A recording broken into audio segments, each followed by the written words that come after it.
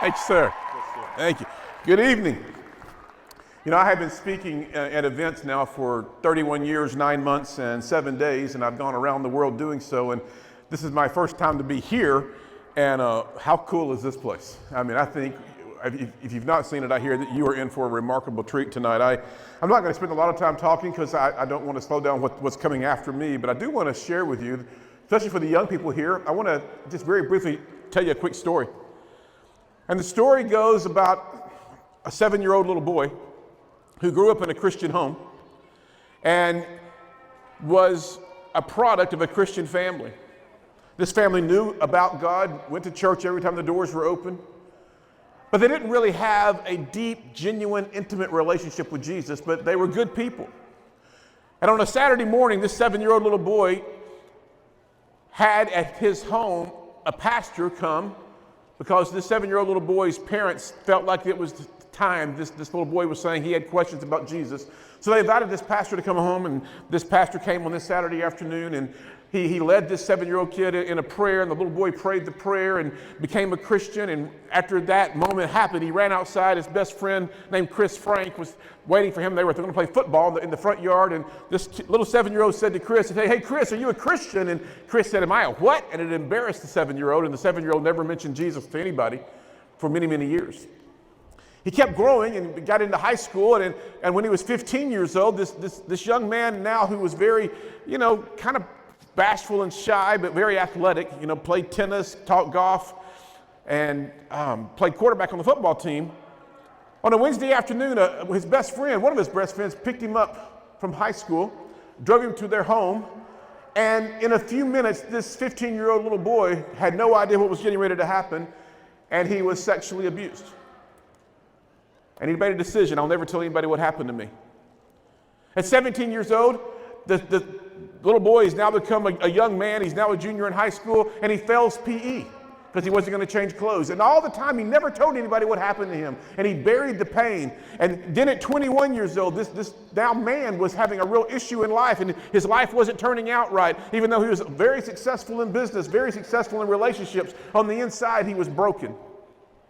And this 21-year-old one day said to this God he didn't know, kind of on a night like this, he looked up to heaven and he said, "I don't think you're real, I don't think you hear me, but if I'm wrong and if you do have a plan for my life," he said 2 words. He said, "Prove it." He forgot that he even prayed that prayer because there was no faith attached to that prayer. But 2 weeks later, while he was sitting in his office, it was a spring day, it was in March. The wind was blowing, the sun was shining, it was a beautiful day outside.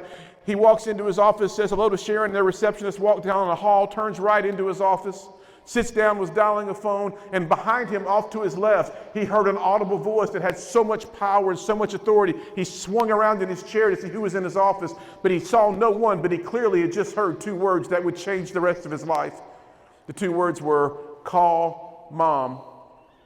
That 21-year-old young man dialed 344-7443. The phone rang 6 times, 7 rings. On the 8th ring, his mother answered the telephone, and when she said hello, instantly he knew something was terribly wrong. Her voice was slurred. She was disoriented. She didn't sound like herself. In that moment, when God, who was very real, proved to the 21-year-old that he was real, in that instant, that 21-year-old's mom was attempting suicide. He ran out of his office, jumped into his car, drove up Interstate 75, and he talked to this God in a way that was real, and it was from the heart. And he just said, "Help, I can't save my mom, but you can." And he drove into his parents' neighborhood, and from the outside in, their home looked fine. It was safe, secure, probably like where you live, but from the inside out, his mom was dying. He beat on the door. Barely alive, she came down some stairs. She opened the front door, fell into his arms. He picked her up, carried her to his car, drove her down the interstate. And as they were driving, the mom looked at the 21-year-old and said, "I can't be dying." And the 21-year-old said, "You're not going to die, but you're going to have to choose to live." Tonight, many of you will have the opportunity to make what is known as the choice of a lifetime, the greatest choice you'll ever make. The 21-year-old gets his mother to the hospital. The doctors throw him against the wall. They rush her to the emergency room. 45 minutes later, this doctor walks over to the dad and the 21-year-old and said, "There's no medical reason to tell you what I'm getting ready to tell you. It is a, quote, miracle of God. Your wife made it," he said. 21-year-olds heard those words, "miracle of God," and he was like, "You're real." Come forward to tonight. You're looking at the 21-year-old. You're looking at the young man who was sexually abused at 15, who was a Christian at 7, who didn't really know God at 21, had whatever society says makes you successful, and I was miserable, because you can gain the whole world, but if you lose your soul, you're in serious trouble. I can tell you from experience, money won't do it, airplanes won't do it, great relationships don't do it. There's a place in every heart that is wholly and completely reserved for a relationship with Jesus. And when I drove on this parking lot tonight, I thought, man, how many people have come to God as a result of this production? After I'd gotten married and Lori and I have our kids, I was going in a Home Depot one evening, and I had two of our kids with me, and I walked down a long aisle at Home Depot, and I turned right, and I walked right into the person who 22 years earlier had sexually abused me, and my life unraveled. And I tell you that because I wanted to tell you this. I was asked this question: will you forgive the person who hurt you? And my answer was no. And they said, why not? And I said, it's not fair. I didn't do anything wrong.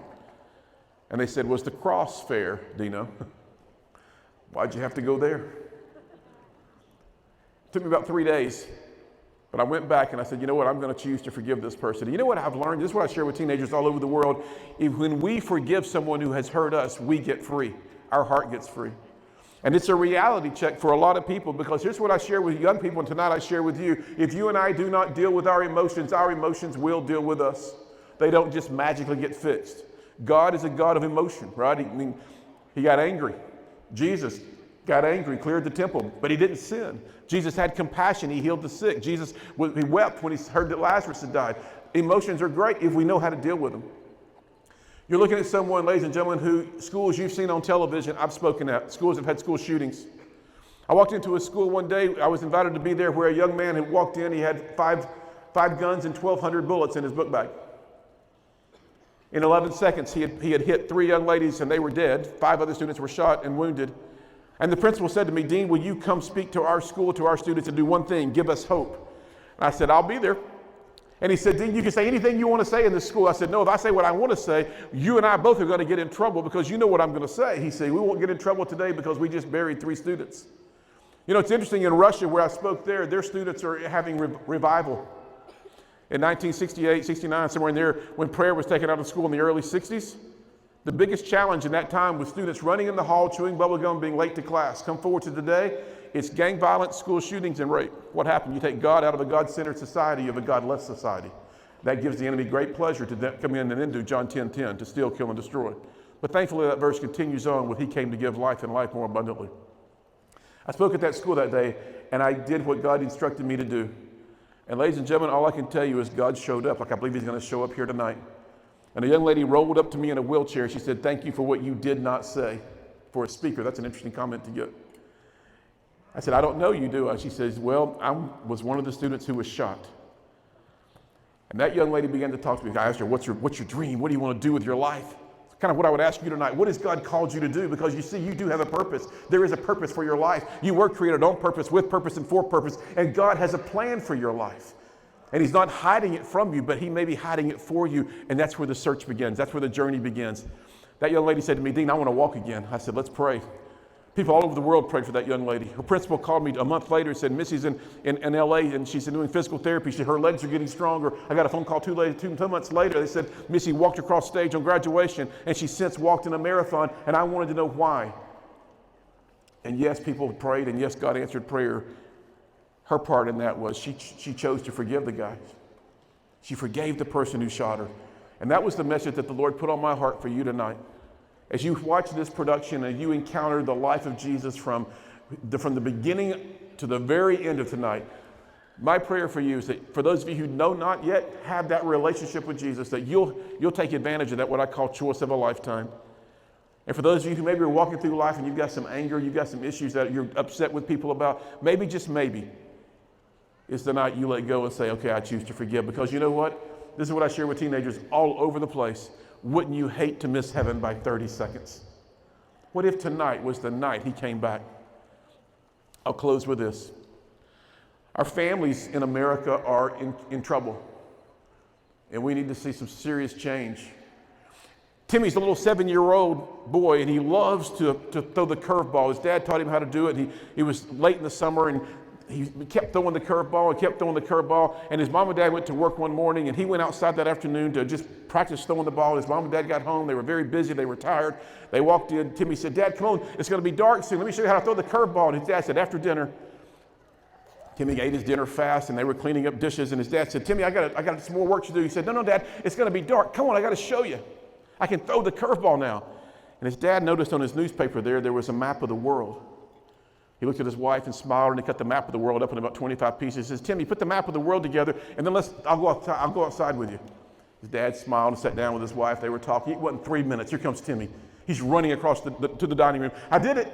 You did what? I put the map of the world back together. His dad said no. He said, Dad, come on. I got to show you the curveball.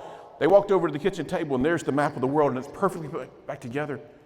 And the dad says, Timmy, how did you know where Nigeria was to New York City? How did you know where Albania was to Australia? How did you know? And as only a 7-year-old kid could say, he said, Dad, it was real easy. On the back of the map of the world was a picture of the family. And when I put the family back together, the world was okay too. Ladies and gentlemen, Jesus is the only one who can put this thing back together. I encourage you tonight, if you have not done so, make that choice. God bless you. See ya.